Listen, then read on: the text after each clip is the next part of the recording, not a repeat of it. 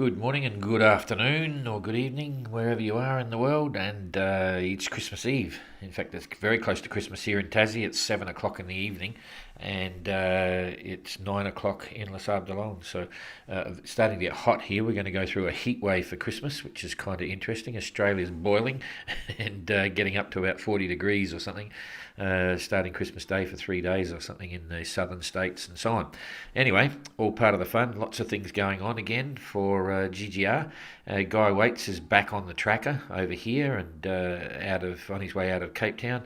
And Elliot's right here, stuck in no wind. Ian Herbert Jones is running along the top of the zone. Jeremy jumped out the side, missed the big blow. Goog's the same. Michael Guggenberger is high enough to miss this big one coming through. And then we've got Abolish and Kirsten and Simon having some fun in Tassie. So we'll have a look over here now and see what's happening with Guy. He's on the big race to try and get to Hobart in time. He just clicked over the latest position. He's doing 6.4 knots with a clean bottom, which is really great. And he's got a nice breeze there, really typical stuff to head south. The big challenge for him will be the Agulhas Currents. So we'll have a look at that and see what he's looking like. He's heading down towards the big gap. He should have probably, I'm pretty sure, he would have had a good look at this before he left and know where he wants to be. He's heading down. Obviously, the weather determines where he wants to go, but he'll be looking at somewhere cutting this. These are the big streams as well, so that's kind of going to be fun to watch for him. Anyway, he's got a good breeze, off to a good start, and let's see. Oh, wrong way. Let's see what happens. We had a busy day today. You've probably seen the stuff with Simon came in this morning. The Royal Yacht Club of Tasmania lent us a rib, but unfortunately we had a problem when we got out there. And we were picked up and managed to pull the whole thing off anyway, which was really great. Thanks to a lot of people for that. And so now we don't actually have a rib for tomorrow, but don't despair. We've got a boat, and I'll tell you a bit about that in a minute. Big day, and it was fun to see Simon. So you'll see the post. Jane is frantically going through, selecting the images for the gallery, and that will be up in the next hour or something, I think, while I'm doing this. So all kind of fun. He looked really good. Okay, so Elliot's over here stuck in a hole doing 1 knot, and he did about half a knot the previous 4 hours before that, so not going anywhere fast. Ian Herbert Jones is doing 6.3 knots in the right direction, but he's still wandering all over the place. You've got to tell him, go for a straight line, Ian, you'll get there quicker. But anyway, he's obviously setting up for waves and bits and pieces, so they're all having an interesting ride. I'll just run this forward a day and we'll see what it looks like. Okay, Guy's going to run out a bit of breeze. You can see what happens there. It's still coming in from the southwest, but he might go slow. Elliot's still stuck in the hole, and Ian is pretty much doing the same thing again, making good speed if he can keep a straight line. And that's not so good for Guy and not so good for Elliot. We'll go forward another day. That's Christmas Day. At least they'll have fun thinking of what they're going to have for Christmas lunch and so on. And then after Christmas into the Boxing Day, Elliot will start sailing, Ian's still sailing, and Guy will still be sitting there with no breeze, thinking about Hobart. So the next 3 days anyway, no storms, no bits and pieces, and I'll just try it one more time to see how long some of them are going to sit there. Boom, this is through to the 27th.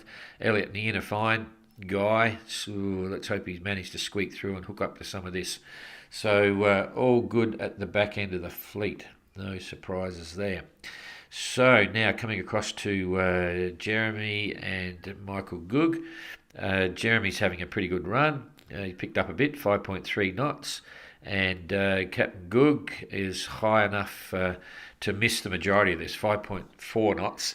And as we said before, the sea's going to be building here on this one because it's still building. So he's going to have some big seas, but it looks like the winds are going to be sort of 30, 35, gusting 40 and a bit as it rolls through. So we'll forget about close your eyes, don't look at Abolish and Kirsten and Simon, and we'll look at the weather for Jeremy and Captain Goog. I'll just build it up a little bit more here. And basically it's influenced by this big, quite intense low pressure system going across the bottom. So I'm clicking every hour, I'm scrolling this through. So you can see Michael is missing the big winds there. In fact, he's in a very good position, so conditions are going to, sort of moderate a bit. But let's see what happens to the waves. It looked like he was going to get some big stuff. Yeah, he's still in the big stuff. This is 6-7 metre seas here, probably even more, bordering into 8 metres. 8, and so if it's forecasting 8 metres, he could be getting 10 metre seas. So that's kind of cool. Jeremy's back at 5-6. But the sea is a big one for Michael. I'm wondering if he's going to mention it in his tweets. I haven't seen the tweets because we've just got back from trying to fix up the boat and everything, but it didn't work. So back to the wind. So the wind looks pretty benign, but the sea is building for Michael. It's a little bit less for Jeremy. So we'll keep scrolling this through. This is the end of the day today. And then, there we are about midnight. The wind's dying right off. Sea's still big. I don't think it'll be dangerous. Sometimes that's a situation where you have a big sea and the wind drops. There's nothing to hold them up, and they do funny things. So he may be busy. We'll have to wait and see what he says. It's a bit of a tricky one, that one. Anyway, I'm sure he'll have a good Christmas dinner, and Jeremy's got plenty of breeze there. He'll be, just living the life of a sailor in the Southern Ocean. This is all through Christmas Day, and, Michael's a bit in and out of the weather. By this stage, he's up here, and it could be kind of nice northerly breeze. That swell will be a westerly, so it might be doing some funny stuff. You could see some good tweets there. Anyway, I'm pushing through. There's the 26th, around midday on the 26th UTC, and it's all looking pretty manageable. So I think they'll be happy with that for the next few days anyway. So we'll come back to today's weather right here and now. Here comes the main game to look at what's actually happening. And the first thing I'll do is zoom it up a bit, if I get this going here. Okay, so we zoom it up here. We'll zoom it up again, maybe. See how we get. Yeah, we got everyone on the go here. So Abelish is doing pretty well, as we expected. He's just chipping away at the whole thing. He picked up speed before Kirsten, so grabbed a few miles there, and he was previously over 300 miles away, and now he's actually dropped it back. The difference there is 220 miles. Difference between Kirsten and Abelish, and that means over the last few days he's picked up at least 80 miles, possibly even a bit more. So very much in touch, very much in the same weather system. So it's all about the lottery of getting into Kingston Beach and out again. So that's kind of interesting. So we'll just forget about Abelish for the moment and look at Kirsten and Simon. We'll pick that up to enlarge that, because Abelish is going to sail in with solid breeze now. Come on, here we go. Okay, so Kirsten absolutely bore down on Simon as he was going in. Simon didn't get the breeze until the last minute. So if we look at the distance now, this is Kirsten, she's right on the headland there, doing 6.5 knots, which is pretty cool because the breeze is there. Okay, and we'll just look at some distances here from Kingston. So if we go here over to the side of Bruny Island, there's 25 miles there, and then more or less to get up to the Kingston Beach, there's another 32 miles, so 57 miles or so, say 60 miles. So she's got 60 miles to go. She's making 6.5 knots, looks like it's 10 hours. And that's 7 o'clock here now, so it's like 5 o'clock in the morning if she makes that speed, but that's not going to happen. And I'll show you why in a sec. So there's, as I say, just to confirm this, 25, 50, near enough to 60 miles, because she's going to wobble around this, and at 6 knots, 10 hours, it's 5 o'clock in the morning. Okay, so we start from the premise of 5 o'clock in the morning, and then you'll see why it disappears at the moment. So I'm going to build this up, and then we'll just remember this weather here, and then I'm going to go over onto the windy site because it gives much more accurate weather. So Kirsten's right here on the entrance to, on the approaches, so we can see where that is on windy. Simon, you can see here, is he left. In fact, I forget the actual time when he left. We were so busy with everything else, but he'd been underway for a while. You can clearly see he's been tacking on the way out, and he's been doing that at a reasonable pace. He's now still doing 5.8 knots, and it looks as if there's zero wind here. Okay, and at the moment it looks as if there's plenty of wind down the bottom. So if you just remember where Simon is, he's right in the middle of Storm Bay, here. Okay, and I'm going to go across to Windy. Here we go. So, and I'll build this up, and this will give you a much more accurate definition of the wind right now. So this is the weather we've got right at the moment, and Kirsten was right about here. Okay, so she's got 17 knots. We'll just talk about Kirsten for the start. And if we just toggle that through now for every hour, and you count the hours, and you watch what happens. There's 1 hour, 2 hours, and there's 3 hours, and you can see what's happening. This breeze that was hooking around the corner in the next 3 hours pulls her back to that position, and there's virtually no wind here. So this is coming around to 6-5 knots and so on. And then when it does appear, it starts to come up. It's coming from the northeast, which is on the nose. So she's only got another couple of hours of actual good sailing weather before she starts to run into a blocking challenge. And just to explain that, so 2 hours at 6 knots is 12 miles. If we come from where she is now up here to 12 miles, there's about 12 miles heading across the bottom. So that's where she's going to be, and that's in 2 hours. Okay, so if we come back here, we go from 7 o'clock to 8, 9 o'clock. I'll just go back one. That's 9 o'clock weather. You can see she's going to hold it, and then she'll start losing it. So she's only got 2 hours. That means she's got to face all this stuff coming through.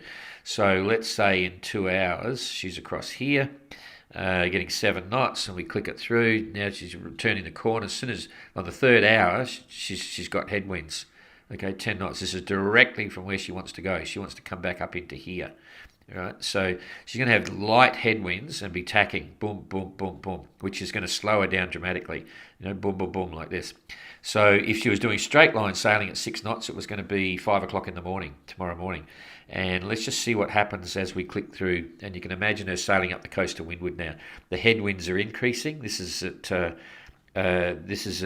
midnight tonight. And then 1 a.m. in the morning, the headwinds are still there, but now the headwinds are starting to get light. This is 1 o'clock in the morning. By then, she's probably up around about here somewhere, and it's all 10 knots. Okay, and then this is 3 o'clock in the morning. So if you're straight line sailing, she'd be way in advance, but she's going to be here somewhere, tacking, whatever. Still 10 knots on the nose. Not good. And then all of a sudden by this is 5 o'clock in the morning, she didn't make it because she didn't do a 6 knot straight in. So I'm thinking she's going to be there, and then it's a light headwind again. She's not going to be there until 8 o'clock in the morning or something like that, maybe even later. So it'll be a very civilised hour, I think, which is kind of nice. But the problem is we'll be on standby because she could motor at any time. That's the first thing that could increase her speed dramatically. And secondly, you've got to hope this forecast is right. And if I scroll back, you'll see here, it's really very much a local anomaly because you've got the wind splitting, quite a good northwesterly wind, splitting itself around Tasmania. And that northwesterly is driven by this really powerful system, this big storm that was down the bottom. That's what's driving it. And this is just a wind shadow. And when you get that, anything can happen. So it's very hard for Windy to predict exactly, to predict exactly what's going to happen in these light winds. So I doubt whether she's going to get here before dawn, but it could be. But I think it's more likely to be 8, 9 o'clock, maybe even later, 10 o'clock by the time she's tacked all the way up here. So if that's the case, it puts her about a day behind Simon. Okay, so that's the potential of what's going on there. And let's wait and see what happens. But if we now come back and look at Simon, what he's doing and what he's likely to expect. So it's now, this is 7 o'clock, this is 15 minutes ago. Crikey, I've been talking for 15 minutes. It looks as if there's no wind, but there is, as you saw on Windy. And he's going to head down the run line here. We discussed it when we were in the gate there, and then he'll start heading south of the gate to try and hook up with things. So 7, 8, 9, 10. By 10 o'clock he's going to be down here somewhere, and let's have a look at Windy and see what that's going to suggest for Simon. So at 10 o'clock, we go back to 10 o'clock. Okay, so this is 11 o'clock, and you can see Simon's got a nice northerly breeze there. I'll just build this up one more. Boom. Okay, and I'll drag this across here. So Simon's got 12 knots coming from the north. That's the wind on the port beam, and he'll be making good speed. So he'll be doing quite well coming out of here. So he's going to make a direct beeline. So this will be like about 2 o'clock in the morning, maybe, to here. And by then he's still got a good solid northerly.